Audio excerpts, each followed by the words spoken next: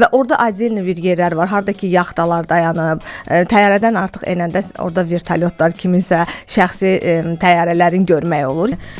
Orada yəni istirahət eləyə bilməyəcəksiniz də. Birincisi elə bir gecə parti olur, normalda səhər sakit olmalılar. Burada səs dayanmırdı. Yəni ispanlar özləri və digərləri və bizim otelin elə bir hissəsi ona çox diqqətləmək lazım. Stadion idi və futbol stadionu idi. Məncə orta statistik bir Azərbaycanlı da bu sözü bilir də. Yəni Buenos Dias. İspanların avtobusda ən çox eşitdiyim sözdür. Sabahınız xeyir. Məncə bu sözü isə, bu kəlməni isə Nigar xanım çox eşitdi. Planeti kəşf edək rubrikasından start verdi. Elə bizim bugünkü qonağımız Baku Electronics şirkətinin marketinq direktoru Nigar Zeynalovadır. İspaniyada olub, avqust ayında oldunuz. Nigar xanım. Xoş gəlmisiniz. Xoş gəlmisiniz. Salam əvvəlcə. Sabahınız xeyir. Mən İspaniyada bu ilin avqustun sonu, sentyabrın əvvəlində oldum. Çünki biz siz gəlməmişdən öncə elə efirdə danışırdıq bu hava ilə bağlı. Valid dedi ki, maraqlı da görəsən Nigar xanım. Anormal istilər məsələsi. Anormal istilər. Deməli deyəsən avqust ayında getmişdi Nigar xanım. Həqiqətən də bu əsas məsələ. O istilərə necə dözdü? Düşdünüz siz istilərə? Düşdünüz o istilərə. O dərəcədə istiyə düşmədi, yaxşı desəm. Yəni normal idi və biz biraz çimərlik zonasında olduğumuza görə, yəni okeydir. Hətta axşamlar sərin olurdu, yəni kifayət qədər sərin olurdu ki... Yəni hiss olunur, dərinizin rəngindən hiss olunur ki, siz necə gəlmişsiniz orada. İspan zaqarı hələ də qalır. Bəli, biz ayırırıq özdə. İspan zaqarı ilə İtaliya ayrı olur, onlar rəng tonunu. Türk, İtaliya bir də İspan. Nigar xanım, deməli çimərlik, belə deyək də, zonası deyərkən əsas konkret İspaniyanın hansı tərəfində idiniz? İbiza adasında. Əyləncəli, belə deyək də, klub, belə də əyləncəsi olan, çimərliyi möhtəşəm olan bir İbiza. Neçə gün qaldınız ümumiyyətlə İspaniyadan gəldi aşağı? 5-6 gün qaldıq. 5-6 gün. Birinci ilk elə ora getdiniz, yoxsa İspaniyanın şəhərində, hansı şəhərində? Biz Romaya getdik birinci, amma əslində bizim fikrimizdə Romada qalmaq idi. Sadəcə bir gün artıq qala bilmədik. Elə oradan artıq birbaşa və o təyyarənin içində elə bil ki, yəni tələbələrdən ibarət, gənclərdən ibarət bir hamı bir-birini tanıyırdı, deyə gülə-gülə. Bizim tələbələr? Yox, İtaliyadan, İtalyanların elə bil ki, İspaniya səfəri. Oradan artıq... O kino var idi, İtalyanların Rusiyadakı sərgizəsi. İndi İtalyanların İbizadakı səfəri və biz də onlarla deyə gülə-gülə, yəni getdik, haradasa səhv eləmirəmsə 2 saata yaxın yol idi. Belə başa düşdüm ki, planda İbiza yox idi. Planda İbiza var idi, sadəcə olaraq o planlamada biraz gec idi, daha belə sonlara doğru idi. Sadəcə olaraq biz orada yəni daha tez getməyə fikirləşdik. İtalyanların emosionallığı sizi belə deyə də iştahlandırdı, hə? Bəli, onların həm əslində İtaliya da çox belə, sadəcə İtaliyada turist bu aylarda, yəni Romada xüsusilə çox olur. Yəni hər bir yerdən yəni İtalyanlar baxmayaraq ki, yaxın ölkələrdə, amma yəni yaxın ölkəyə də belə yəni səfər edirlər, nə mənada deyirəm? Yəni onlar üçün də bu turizm məkanıdır, yəni. Bəli. Onlar xüsusi özdə hətta bəzən bilmirəm TikTokda belə roliklər var, İbizanı hiss elə belə. Orada xüsusi geyim var. Yəni artıq təyyarədən o geyimlər, bilmirəm. Mütləq geyinməlisən. Qızlar kovboy papaqlar və şlyapalar və çəkmələrdə o xüsusi İbizana niyə kovboy? Yəni o tərəfə Texas da nədir? Hə, o geyim, yəni siz istəsəz Maraq oldu, axtararıq. İbiza call yaza bilərsiniz, çıxacaq elə. Siz dediyiniz kimi sözünüzə qüvvət, bu İtaliyada var bu çəkmələr. Yəni biz xanımları yayda belə onların xüsusi çəkmələrini görürük. Amma İbizanın siz düz deyirsiniz, yadıma düşdü. Bir çox olur axı belə Pinterestdə baxırıq. İndi xanımların öz ayrıca bir məşğuliyyəti də var. Yəni onların arasında belə geyimləri görmüşdüm, amma bilməzdim ki, sırf hamı orada o şlyapada, o çəkmələrdə olur. Ola bilsin ki, onlar partiyaya görə belə geyinib gedirlər. Yəni qrup olub. Hə, özləri artıq onu geyinib gedirlər. Daha çox yəni o reysdə ucu hiss olunur ki, bu fərqli bir yerdir və orada gedənlər biraz karnavalına belə geyiniblər. Onlar onlar üçün yaxındır deyə. Hətta onlar biz həftə sonu gedirdik ora. Bəlkə də onunla bağlı. Yəni onlar həftə sonu gedib orada istirahət edib qayıda bilməyə özlərinə icazə verə bilərlər. Gəlin çox İtalyanlara həsr eləməyə vaxtımızı, çünki biz istəyirik ki, İspaniya və Ibiza təəssüratlarını alaq. Ümumiyyətlə Ibiza adası dünyada elektron musiqisinin paytaxtı kimi tanınır və siz də elə o addan getmisiniz sonra. Yəni sadəcə all inclusive otelinə getmək üçün yox, düzdür? Yox, biz heç all inclusive oteldə olmadıq, çünki ondan əvvəl biz yəni uşaqla artıq biz Türkiyədə olmuşduq. Ona görə biz Türkiyədə all inclusive paytaxtıdır yəni. Çünki biz belə planlamışdıq ki, uşaqla artıq ora yox, yəni orada biraz çətin olacaq bizə. Həqiqətən də yəni ona görə bizim otel yəni normal bir otel idi. Daha çox biz onların yeməklərinin dadına baxmaq üçün daha çox kənarda yəni qidalanırdıq və gəzirdik daha çox. Necə bir oteldə üzrəm qiymətlər bizə yəni çox maraqlandıran bir şəxs bu da otağın rəngi falan o da dərinliklərə girməyəcək. Yəni normal qiymətlərdir. Yəni büdcəli butik otellər, yəni necə gecəsi $100 falan, yəni bu qədər, yəni büdcəli yoxsa gecəsi hardasa 150 avro falan belə. 150 avro. Nigar xanım nəyə görə soruşum? Çünki İspaniyaya hazırlaşan dinləyicilər arasında belə turist kimi getmək istəyənlər var və elə düşünürlər ki, okey, niyə görə çox pulum çıxsın? Yəni orta büdcəli oteli onlar elə, yəni orta büdcəli oteldən belə zövq almaq olar. Çünki yəni əsas o şəhərin özünü məsələn gəzməkdir, ölkənin özünü kəşf etməkdir. Orada 70 avroda otellər var. Bir öncədən book eləmək lazımdır. Məsələ ondadır və orada yerlərdən də fərq var. Hansı yerlər məsələn daha high class gedir, daha biraz məsələn hansı yerlər daha məsələn high class, daha belə orta büdcə, aşağı büdcə? Adlarında çətinlik çəkəcəm, amma şəhərin qismi hansı şəhərdən söhbət gedir? Yoxsa sizə bir də adadır. Bu tərəfinə o tərəfi çox yaxındır əslində.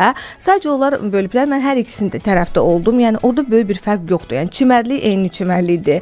Hətta qum, yəni qum var orada. Yəni bahalı, ucuz çimərlik heç bir fərq yoxdur. Orada heç bir fərq yoxdur. Ona görə də yəni elə bir yəni əslində ora gedənlər elə tələbələr və gənclər olduğuna görə onların elə böyük büdcəsi yoxdur. Və orada acil bir yerlər var. Harda ki yaxtalar dayanıb, təyyarədən artıq enəndə orada vertolyotlar, kiminsə şəxsi təyyarələrin görmək olur. Yəni o artıq başqa klassdır artıq. Orada 2 klass rahat yaşaya bilir və orada çox biz belə təcrübələndik. Yaşlı nəsil var idi. Onlar yerli sakinləri idi əsasən və onlar orada kifayət qədər gözəl istirahət eləyirdilər. Yəni Ibizada daimi yaşayanlar da var. Yəni nə gözəl. Demək ki, orada yaş stereotipi yoxdur ki, artıq 50 yaşın var, otur evdə, nəvələrə bax. Amma məsələn rahat kluba da gedirlər. Söz belə otur evdə uşaq, bu o trend var, bir dəqiqə kasıb sözü var ya, bizdə Instagramda odur yəni. Bu arada yaş məsələsinə bizdə axı toxunulur bu məsələyə, ona görə. Deyirəm də özünə bir bəhanədir. Otur yaşıva görə, otur evdə. Yəni bu biraz o baxımdan dedim kasıb sözüdür. Bu arada Ibiza sözü özü belə İbosim deyilənə görə qədim Finikiya dilindən gəlir və o da belə bir şənlik tanrısı var idi onların mifologiyasında. Ona həsr olunurdu və şənlik və rəqs tanrısı. O qədim mifologiyada da elə şey var idi, hər şeyin öz tanrısı var idi.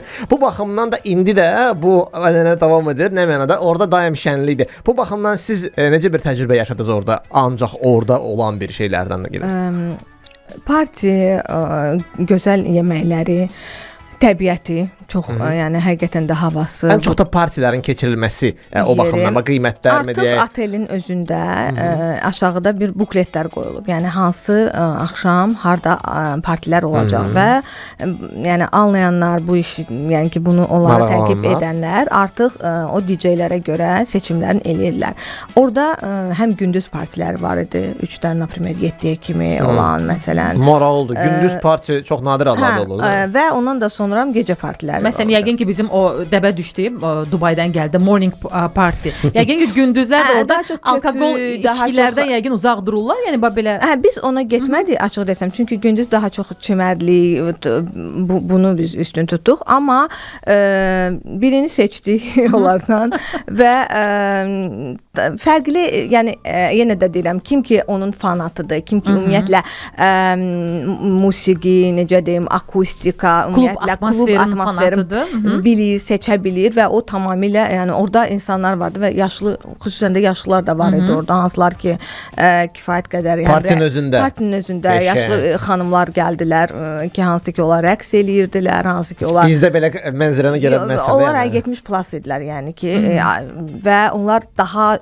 desəm daha şən idi. Onlar rəqsi tamam fərqlənirdi. Yəni bir var biz Rusiyada oxumuşam. Orada bizim bir müəllim var. Deyirdi mən sizin ümumiyyətlə bayrama bu sport zalda eləyirdi. Deyir anlaya bilməm. Sizin hamınız elə bir tok vurub da. Hələ o göndür eyni divizyon, onun üçün sizin rəqsiniz bu idi. O idi. İndi burada da eyni vəziyyətdir. Yəni onun rəqsi tamam məsələn tanцполa çıxıb rahat-rahat belə hamını əyləndirməkləri və ümumiyyətlə daha belə şən olmaqları məni biraz həqiqətən təəccübləndirdi. Çünki biz bilirsiniz də, yəni bizdə bu biraz stereotip. Bizdə də əslində yaşlı sən o yaşın deyir ki, gedib belə partiyada oynayasan. Yox, millenial və zoomer nəsli ilə əgər biz tədbirdəyiksə, mən əminliklə deyə bilərəm ki, zoomerlər inciməsin, zoomer nəsli, milleniallar daha şəndilər. Yəni bizim nəsil daha yaxşı rəqs edirik, daha o axşamın dadını çıxardırıq, nəinki Z nəsli. Hələ bizi tərifləyir, özümüzü tərifləyə biraz. Ona görə amma əyləncə həqiqətən də istənilən yaşda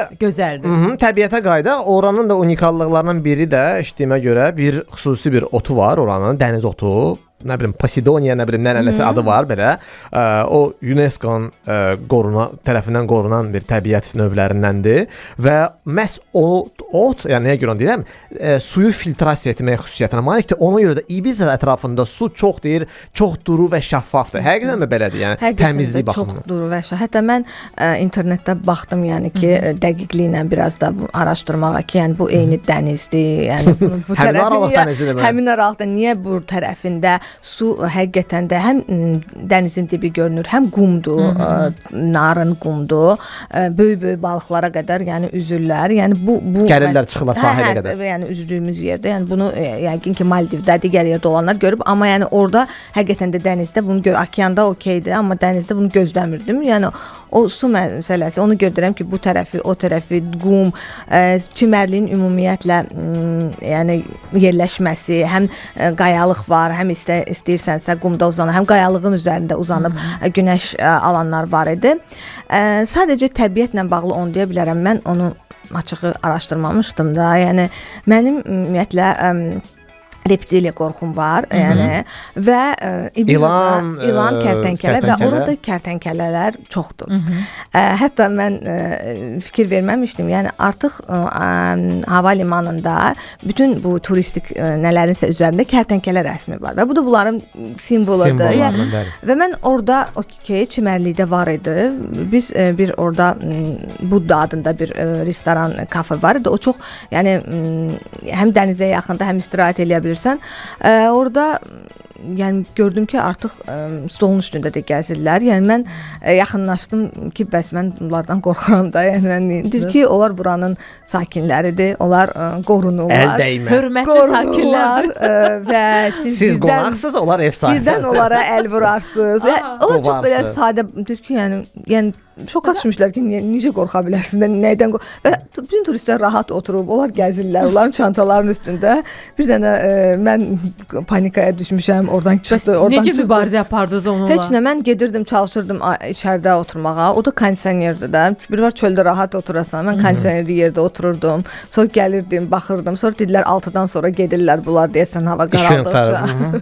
Yəni belə biraz o çətin idi. Yəni hər zaman belə qorxa qalmışam. Nigar xanım, sizdə ancaq fobiyadır. Yəni ətrafda olan, məsələn, həyat yoldaşınızda yəqin ki, yox idi. Onda yox idi fobiya, amma yəni o rahat idi və indi deyir qız, məsələn, digər adamlarda elə bir ki, bu normal bir şey kimi sənə belə dəli kimi baxırlar. Bilirsiniz necə demək istəyirəm ki, məsələn, müxtəlif təbiətlərdə, başqa ölkələrdə var ki, məsələn, yerli heyvanlara məcbursan dözməyə. Elə yer var ki, orada sincablar gəzirlər, elə yerlər var ki, məsələn, meymunlar biraz aqressiv deməli olar, gəlirlər meyvə alırlar, görürsünüz o videoları, eynək alırlar, telefon alırlar. Olur belə. Orada çətindir biraz, rahat vermirlər. Kərtənkələdir də, atırı və öz aqressiv heyvan deyil. Əl vurmasan heç şey eləmirlər. Düzdür? İlan kimi sancma ehtimalı yoxdur. Validin sanki o istirahətlə kərtənkələni sevdirmək istəyir. Nigar xanım, gəl bu valid səhər-səhər Nigar xanımı vahimələndir. Yox, özü də onu. Gözəl şeydən danışır. Ehtiyatlı olsunlar. Yəni ora gedənlər kiminsə əgər qorxusu məsələn elə iyrənə bilər, yəni necəsə, o nəzərə alsın. Yəni biletləri verin mənə. Yəni mən gedə bilərəm sizin yerinizə. Qayalıqda da çox olur. Qayalıq okeydə indi çox yerdə olur, amma o kafeyə, restorana gəlir və bunun kafenin yəni rəhbərliyi normaldır ki, bu olmalıdır. Bu onların normal bir haldır. Nigar xanım, siz istirahət edərkən mən əminəm ki, sizin ağlınıza müxtəlif ideyalar gəlib. Yəni marketinq sahəsində çalışarsan, niyə də gəlməsən, ancaq istirahət olmur. Çünki belə deyək, bir sahibkar, bir iş adamı mütləq istirahət zamanı da işini düşünür. Oldumu bu istirahət zamanı ağlınıza hansı belə Baku Electronics'la bağlı ideya gəlsin ki, bu kampaniyanı edək, bəlkə qarşıda bunu edək, bəlkə onu edək, yoxsa sən kim deyəcək əvvəlcədən bu rəqiblər qulaqsınlar? Yox, demirəm açsın, sandığı töksün pambığı. Yəni o ideya gəldimi? Ümumiyyətlə biz həmişə iclaslar eləyəndə ya da danışanda həmişə bildiririk ki, mənə görə ümumiyyətlə marketinqdə olan nəsə çıxıb görməlidir, öyrənməlidir. Biz hətta olduğumuz hardasa bir mən elektronika mağazası görən kimi ora girirdim ki, mən elə İspaniyadan danışmaq istədim ki, necədir? Mənə demişlər bir 10 ilin düzdür söhbətidir ki, İspaniyada evlərdə belə deyək də çaynik yoxdur, çaydan yoxdur daha doğrusu. Kofe maşınları var. Yəni onlar yəqin ki, bilmirəm, çayla elə də dostluq etmirlər. Yəni nəsə, yəni bu indi bilmirəm düzü. Yoxdur indi də. Çay, aha, dedi ki, orada evlərdə ümumiyyətlə siz çaydan görmərsiniz. Biz indi daha çox yəni otel və restoranlarda olduğumuza görə yəni mən çay içən adam görmədim. Yəni ya yeməkdən sonra, ya yeməkdən əvvəl, yəni belə bir bilmirəm indi sifariş mən özümdə içmədim, açıq heç istəmirdim. Amma yəni yəqin ki, sifariş verilsə bəlkə gətirərlər, onu deyə bilmərəm, amma çay məsələsi biraz elədir. Bəs bu reklam məsələsi İspanlarda reklam daha teatral formada pafosla keçirilir. Məsələn, onların turistik şirkətlərində adətən belə olur. Gülümsə, sən İspaniyadasan. Daha çox gülümsə, İspaniyadasan. İspaniyanın bu günəşli olmağını hər yerdə, yəni şəhərdə artıq bunu necəsə bildirirlər. Amma mən mağazanın içində olan, yəni mən fashion demirəm də, sadəcə bu elektronikanı deyirəm. Mənə görə yəni bizdə olan, yəni Azərbaycan şirkətimizdən deyəcəm, biz daha çox önəm veririk mağazanın içində səliqəliyə, ki rəflər yerində olsun ya da məsələn müştəri ona dəyəndən sonra biz onu anında yığışdırırıq. Görünüşün estetikası var da. Orada onu mən çox görmədim açıq desəm. Yəni orada hər şey belə qarma-qarışıq. Yəni çox rahat, yəni o mass marketinq olan, yəni storlardan söhbət gedirsə, orada yəni çox rahatdılar. Məsələn, gəlib onu götürübsə, hətta belə bir yer var idi orada, elə bir nəsə yerə dağılmışdı və ora sarı işarəni qoymuşlar. Yəni mən onun oradan getdim, fırlandım, gəldim, o orada da qaldı, yəni o sürüşmə ehtimalı, yəni biraz orada rahatdılar. Bəlkə mən düşündüm çox turistik yerdir, ola bilər insan çoxdur, bizlə eyni deyillər. Mədəniyyət də başqadır. Bizdə başqa mədəniyyət var. Bizdə o mədəniyyətdir ki, hardayamsa oranı təmiz saxlamalıyam. Həm də müştəriyə də siz axı qonaq kimi baxırsınız axı. Ona görə yəni qonaq evə gəlirsə, o mütləq tərtəmiz olmalıdır. Bəli, qonağımız Nigar Zeynalovadır. Nigar xanım, İspaniya deyəndə Real Madrid ağlımıza gəlir, siesta gəlir.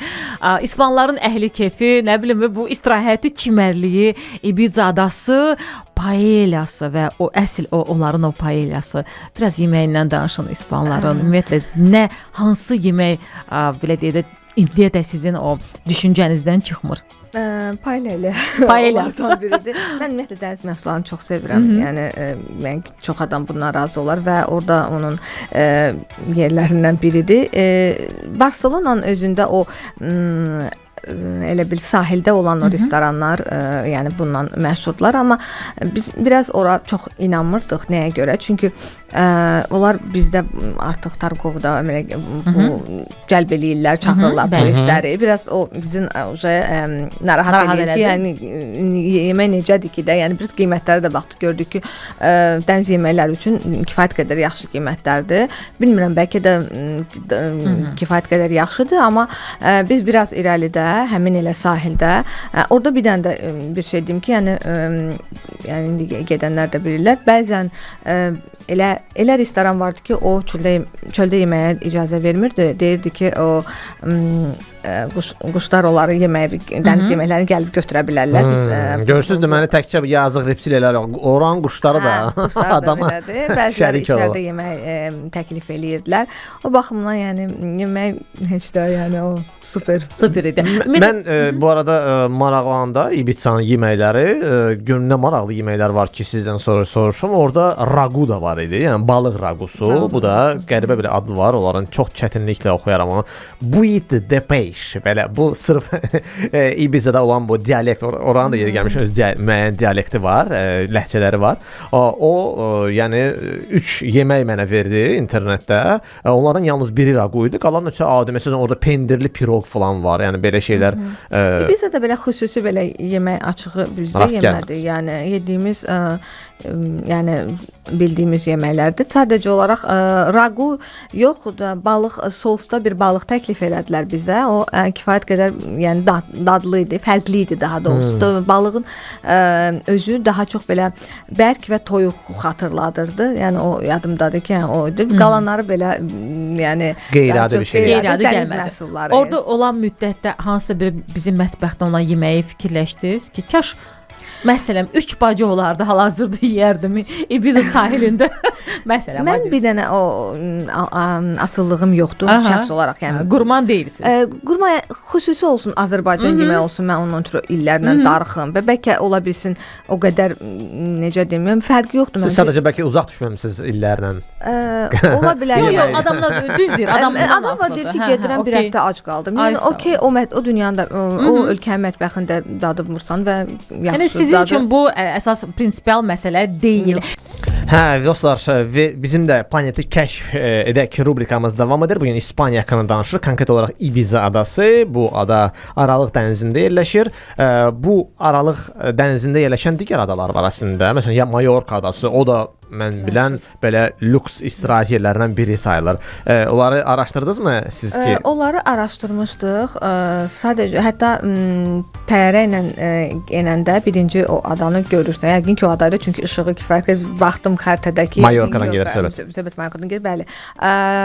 Mahnısı da var, Palma de Mallorca məşhur mahnısı. O müddətdə bəli, o əslində elə ikisinin arasında qalmışdıq, yəni seçim olaraq, amma biraz Ibiza bizə daha o da yeni də elektron musiqi, musiqi ümumiyyətlə və biz seçəndə artıq mənim bir neçə adam dedi ki, yəni orada yəni istirahət eləyə bilməyəcəksiniz də. Yəni mən onu da bildirim ki, Ibizada.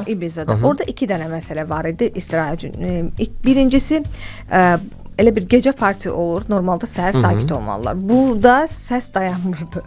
Yəni ispanlar özləri və digərləri və bizim otelin elə bir hissəsi, ona çox diqqətləmək lazım. Stadion idi və futbol stadionu idi. Və orada maçlar. Və bu maçların səsi, yəni bəlkə də marağı olan rahat. Maç da ki, həftədə 1-2 dəfə olur. Futbol azarkeşləri üçün. Onlar gündə hər hansısa bir komandalar, sonra tələbələr, hansı ki bu öyrənirlər. Yəni bunu səhər 6-dan ora valideynlər o yayın istisində uşaqları gətirirlər ki, onlar futbolu öyrənsinlər.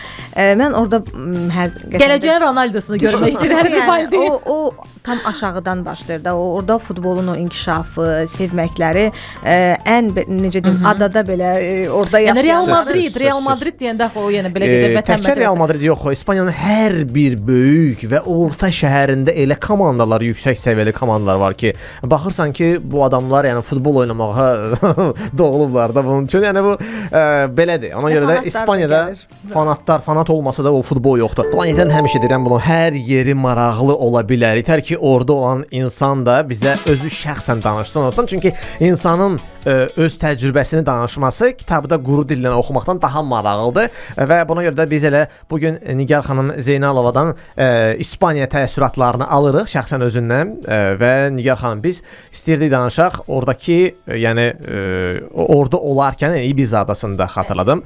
Olarkən nələrə qənaət eləmək olar?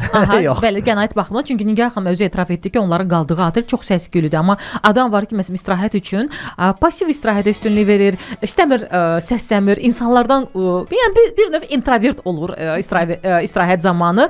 Hansı oteli, hansı səmtə, əgər otel təbii ki yadınızda qalmayıbsa adı, İbizanın hansı səmtində daha sakit, huzurlu belə deyək də oteldə qalma mümkündür? Bu haqqda danışa bilərsiniz, sonra keçək nəqliyyatına, əsas məsələlərdən biri.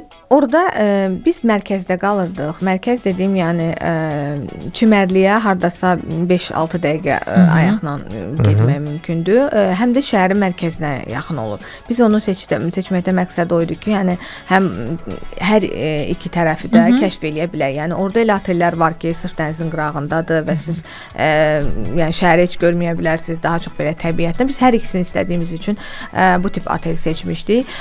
Bizim yenə də deyirəm, orada isə partilərdən sonra şəhərin mərkəzində insanlar gəzirdilər. Daha çox o səsdən söhbət gedirdi. Amma orada kifayət qədər yalnız dəniz qırağı seçilsə, yəni daha üst hissələr elə bil ki, dənizdən sonra elə bil ki, dağ kimi üzü yuxarılara olur.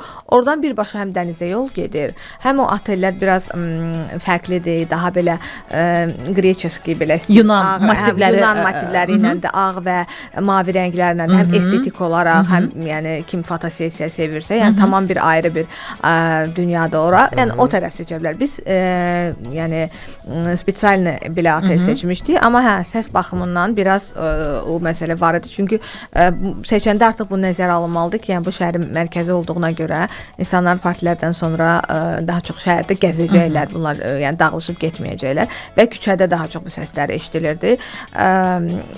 Klub və digər yerdə izolyasiya o qədərdir ki, yəni kənarında dururdun, heç bir səsi eşitmirdin. O başqa qapı bağlanır, ümumiyyətlə səs çölə çıxmırdı. Bu baxımdan. Ümumiyyətlə İspaniyada bu ilk İspaniya səfəriniz idi, yoxsa Məndə bəli. Sizdə ilk idi? Aha, okey. Bu arada deyim ki, mən eşitdiyim qədər, yəni bu Ibiza haqqında belə deyək də hamının oradan-buradan belə bildiyi faktlar var da. Məsələn, onlardan biri də, məşhur yerlərdən biri də Cafe del Mar adlanır. Ora gedə bildinizmi? Deyilənə görə oranın gün batımı falan bir xüsusiyyətidir. Yox, Cafe del Mar'a gedə bilmədik, amma onun siyahımızda var idi. Sadəcə olaraq elə yeri olurdu ki, naprimер biz ora gedirdik. Düşünürdük ki, məsələn 2 saatdan sonra başqa bir yerə gedəcək. Amma planlama uyğun getmirdi. Məsələn, xoşumuza gəlirdi, daha çox orada otururduq. Gün batımını biz özümüz də başqa bir kafedə yəni baxdıq orada. Daha çox mən yaxta turu məsələn axtardım. Məsələn, o da öncədən planlanmalı idi. Məsələn, bir müddət əvvəl bron olmalıdır. Bruno ən azından yəni gəlmişəm ki, mən yax turu istəyirəm, belə olmur. Öncədən. Hə, biraz ən azından çünki öncədən. insanlar çoxdur. Hə, insanlar çoxdur və orada daha çox individual bunu verirlər və individual da qiymət kifayət qədər yüksəkdir.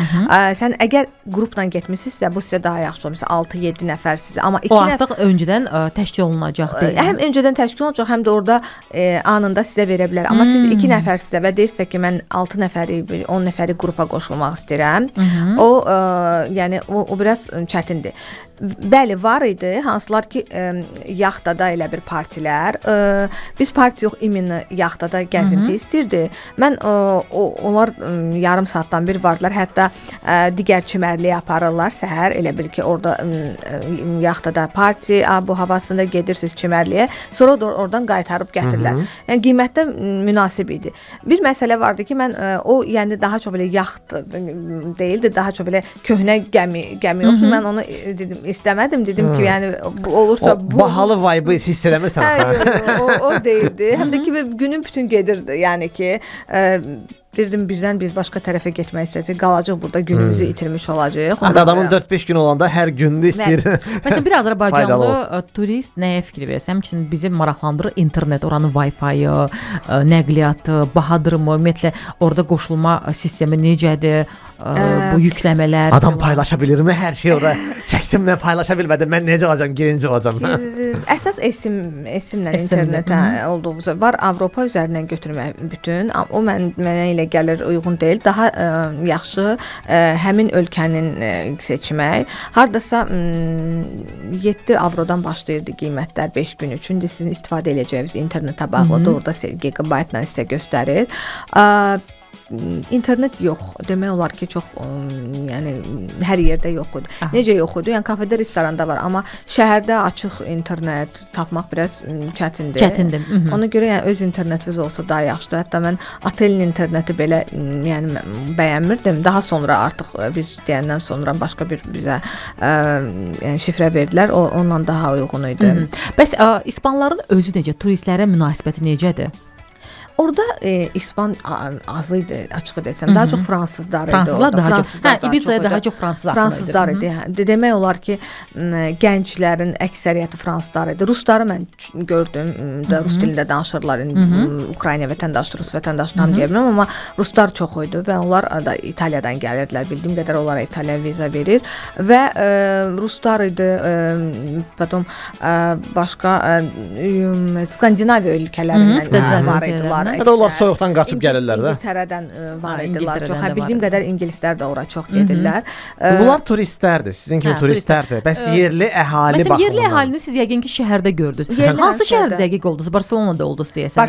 Barselonada kifayət qədər yəni bir İspanları kəşf edə bildiniz. Belə bir İspanlı necədir? Bizim bildiyimiz qədər emosionaldırmı, yoxsa onların başqa bir yönünü görür? Mən bildiyim qədər İspanlıların özü əslində çox qənaətçildir. Onlar xoşlamırlar. Yəni belə deyək də, restoranlarda yesinlər yoxsa yox. Siz istədiniz Adi.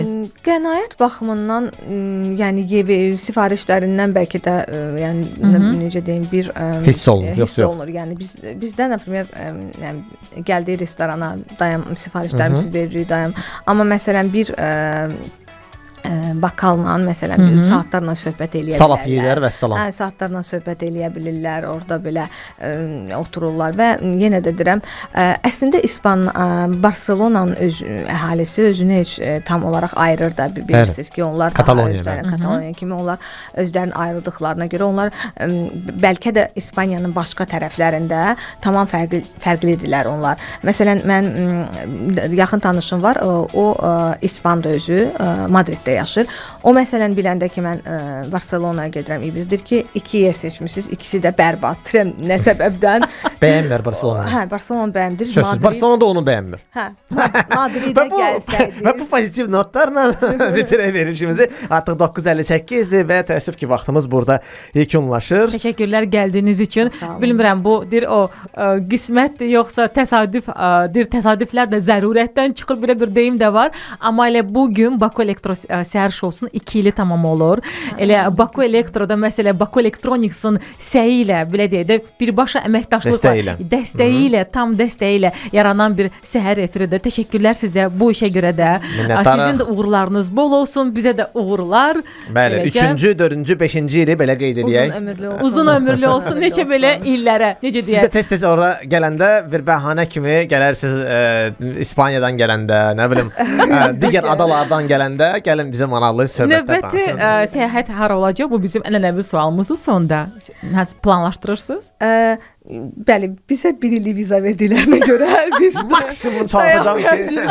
Ona görə yəni yaxın zamanlarda maraqlı bir biz sizə imkan arzu edirik ki, bu dəfə Mallorcaya o yaxta turunu həyata keçirəsiniz. Mütləq. Bəli dostlar, hər kəsə bunu arzu edirik. Gəzmək, istirahət eləmək, turist kimi dünyaya dolanmaq hər bir Azərbaycanlıya, Azərbaycan vətəndaşına, hər birinizə arzu edirik. Belə gözəl sözlərə mən də qoşuluram. Happy birthday. Necə də Baku Elektro. Sağ olun.